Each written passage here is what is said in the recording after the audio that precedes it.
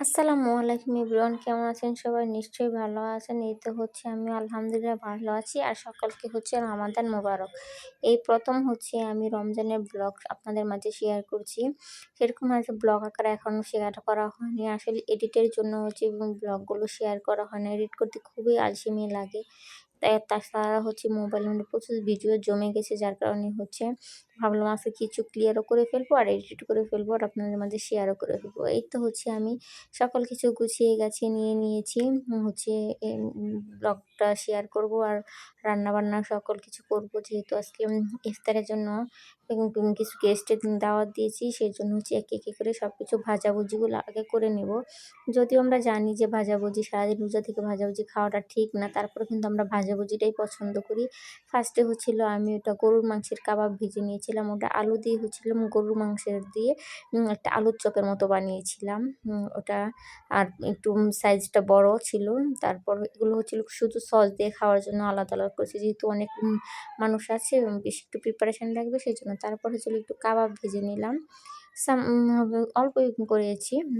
তারপর এটা বাঁধাকপি দিয়ে তারপরে ডাল দিয়ে পেঁয়াজু বানাচ্ছিলাম, আমরা যেটাকে পেঁয়াজু বা ডালের বড়া বলি, সেটা করে নিচ্ছিলাম। এগুলো তো লাগবে। এগুলো তো মুড়ি দিয়ে বানিয়ে খাবে, তখনই এগুলো লাগবে। সেজন্য এগুলোকে একদম সুন্দর করে মুচমুচে ক্রিস্পি করে ভেজে চুলার নিচে রেখে দিয়ে স্টিলের এরকম একটা বাটিতে, তাহলে এগুলো খুবই গরম থাকে। তারপর আমি এখানে নরমাল আলুর চপও ভেজে নিয়েছি, মুড়ি দিয়ে বানাবো সেজন্য। আর এখানে ছোলার আর ডিম আলু সিদ্ধ করে নিয়েছি। এখানে কয়েকটা ডিমের চপও বানাবো। কয়েকজন গেস্ট আছে সেজন্য। ডিমগুলোকে লম্বা লম্বা করে স্লাইস করে কেটে নিয়েছি। আর এখানে আলুর ভর্তাটাকেও বানিয়ে নিয়েছি। তারপরে এটাকে একটু লম্বা লম্বা করে এরকম তারপর চেপে মাঝখান দিয়ে ফাঁকা করে ডিমটাকে কষিয়ে দিব, দিয়ে চারপাশটাকে আলু দিয়ে ঢেকে দিব।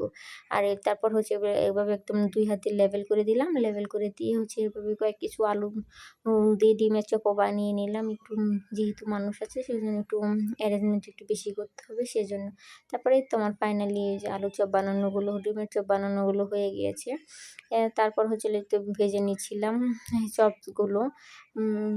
এটা ডিমের চপগুলো ছিল, তখন এটাকে সুন্দর করে ভেজে নিয়েছিলাম। তেলটা গরম করে একে একে দিয়ে দিচ্ছিলাম। আর সবসময় বেসনের ব্যাটারটা একটু ঘন রাখবেন।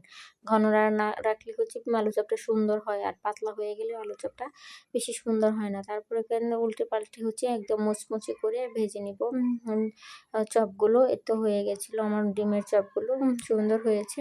তারপর একবারে আমি সকল কিছু করে ফেলছি। পাশের চুলায় চুলায় বসিয়ে দিয়েছি। এদিক দিয়ে বুটের মশলাটাকে কষিয়ে নিয়েছি, নিয়ে ছোলাটাকে সুন্দর করে কষিয়ে নিয়ে তারপর এখানে দিয়ে দিলাম। এই তো আমার ছোলাটাও হয়ে গেছে। আমি একটু সামান্য আলু দিয়েছি। আলু দিলে মুড়িটা বানালে মাখো মাখো হয়, খেতেও ভালো লাগে।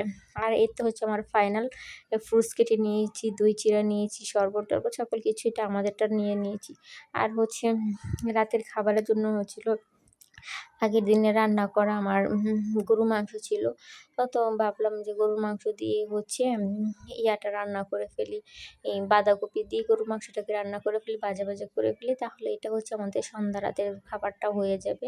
তো আমি সেজন্য সুন্দর করে একদম করে মাখা মাখা করে একটু করে নিয়েছিলাম, যেহেতু বাঁধাকপিটা একটু কাঁচা আছে, বাঁধাকপিটা কাঁচা, সেজন্য আমি একটু হালকা পানি দিয়ে এখানে হালকা একটু মশলা কষিয়ে নিয়ে নিলেই হবে। কারণ গরুর মাংসে তো অলরেডি মশলা আছেই আগে থেকে, আর সেজন্য। আর এটা আমার বাঁধাকপির রান্নার ফাইনাল লুক। আর বাঁধাকপিটা কিন্তু খেতে অনেক টেস্টি হয়েছিল। আপনারাও পরে আগের দিনের বাসি গরুর মাংস দিয়ে এইভাবে রান্না করতে পারেন। আর ভোর-রাতের জন্য রান্না করব চিকেন।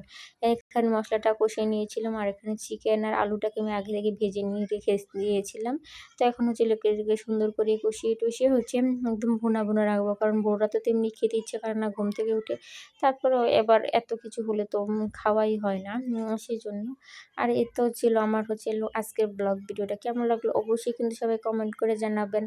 আর সবাইকে রমাদানের অনেক অনেক শুভেচ্ছা, এবং সবাই নিয়ামত করবেন। আল্লাহ হাফিজ।